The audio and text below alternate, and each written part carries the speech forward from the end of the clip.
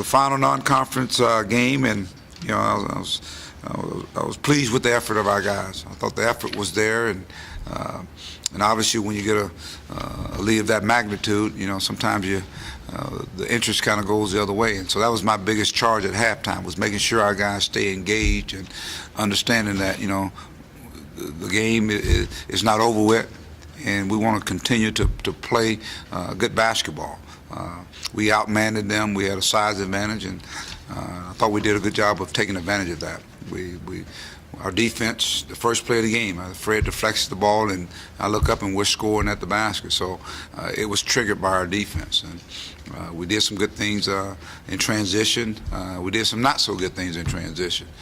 But overall, when you play that many guys and only have 7 turnovers, that tells you our guys are understanding about valuing the basketball, taking care of the basketball. We want to speed other people up. As a matter of fact, we'll deflect some passes. We had 25 deflections at halftime. So that tells me that we were very active. So again, our guys did a good job of coming in and staying focused. With a lot of teams playing right now in conference play, it's easy to kind of be unfocused, but not playing in a week and to come out and to play the way we played, I was pleased. Mike, early in the season, Bobby had moments when he was timid and he was a freshman, but what have you seen over the last 3-4 weeks in terms of his aggressiveness, including tonight? Well, his confidence is growing. I think when you're out there playing the game and you're playing against the team that we played against, especially early on, we got some tremendous tests. He got popped in the mouth early on, and he wants to be a great player. He don't want to just be good, and so he's probably one of those guys that stays in the gym constantly. You have to run him out of the gym, and I think it's just paying off. But not only Bobby, I think our whole team. If you watch our team, this team is totally different than when we first started out. I mean, if you go back to the red-white game, the scrimmages, you can just see there's a little bit more purpose in what they're doing now. They're starting to get a feel for one another, and we still a work in progress. But I can just see the progress. The progress is continuing, and we're going to need it to continue at a rapid pace as we get into conference play, because all records are null and void now. Everybody is 0-0, and so you jump into the SEC. Everybody talks about how down it is, but I don't think it is as down as everybody thinks it is, especially when you get to conference play. You're in the family, as we call it. Teams are a lot more familiar with one another. The intensity goes up 20 times. 20 notches, and so we've got to be able to hopefully take the same show that we do here and take it on the road. That's going to be our mindset. So in these days leading up to before we go to A&M, we'll get prepared. Mike, I think they had 14 turnovers. The UTSA did 3, you guys had 1 with about 2 minutes left. Cody had a bad pass, I guess. But just talk about one team having 14 turnovers before you guys had any. Well, it goes back to what we talked about. Our philosophy is we want to value the basketball. We want to take care of it, but we value the basketball. We want to share it, take good shots. We had 15 assists in the first half. We were active. I thought we were just active. I mean, we were taking the fight to Texas San Antonio. A lot of teams they back it up, but we actually took the fight to them, and our guys kind of seized the opportunity. There were some opportunities where our pressure was very effective, and then there was times where it wasn't. I thought they got to the free throw line, got to the rim quite a bit, especially the number 1 kid, Augusty, Devon. I mean, he did a good job of really trying to attack us, and we put him on the free throw line. So, but again, 7 turnovers in a 40-minute game, and you play that many guys.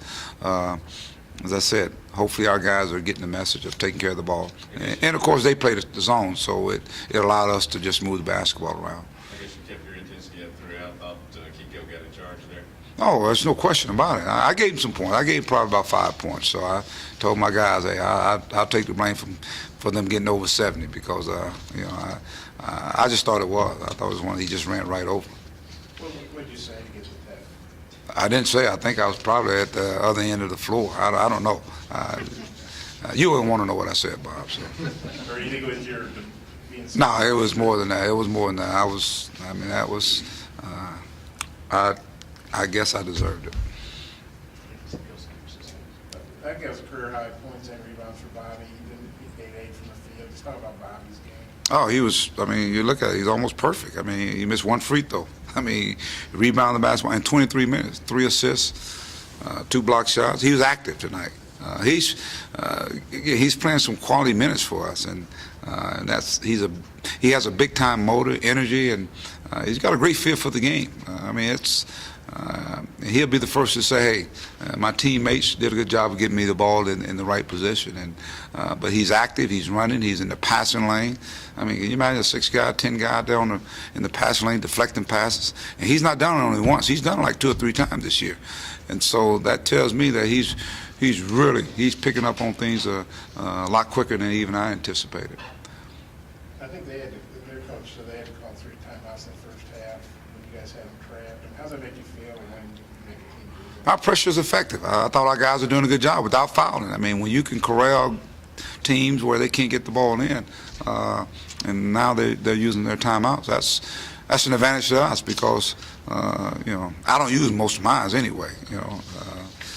So that's an advantage to us because now you don't have the stoppage other than the TV timeouts. So that plays to our advantage, we feel. Cody had 5 steals, I think, all in the first half. Talk about his night from that standpoint. Did a good job of, where we deflected. I mean, there was a couple of them where he just deflected right there and took it right from the guy, and we were able to convert.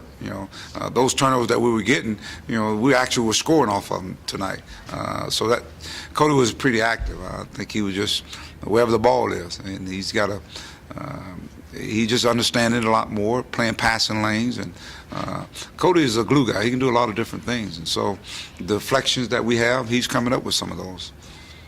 You guys won 7 in a row here, and I know they've all been at home, and they haven't been against, maybe a ranked team. Just how do you feel about this stretch you guys have had going, and now we're taking that into account? Well, the way I'm looking at it, Bob, is that we're kind of building some continuity. I think we're getting a little bit better. We're getting some other guys that are starting to play well for us. I thought Jacory came and played with great energy for us tonight.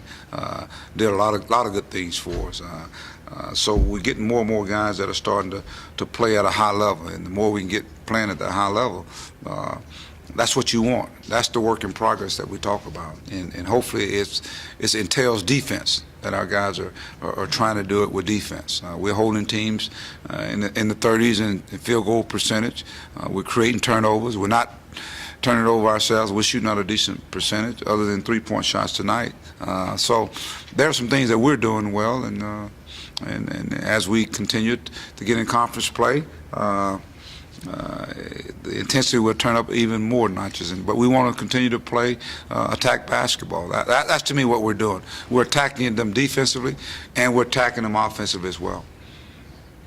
You mentioned Jacory. It seems like you're feeling very comfortable using Bobby and Moses pretty exclusively at the 5, not having to put Jacory in there. How nice is it not having to with those freshman staff and not going to be able to play him more than 4?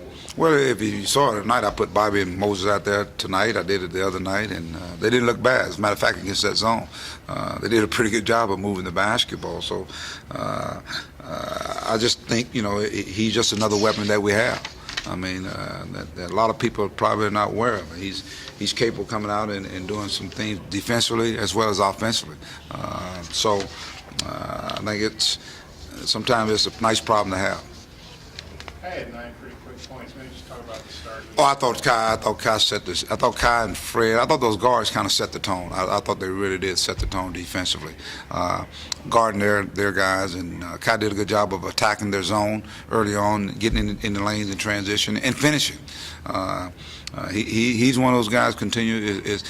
His confidence is soaring each and every game, and that's going to be huge for our basketball team to have a guy, because Kai has good basketball IQ. He can sit there on the bench and kind of understand what's taking place and go out there and make other things take place. All right. All right, gentlemen. Have a good night.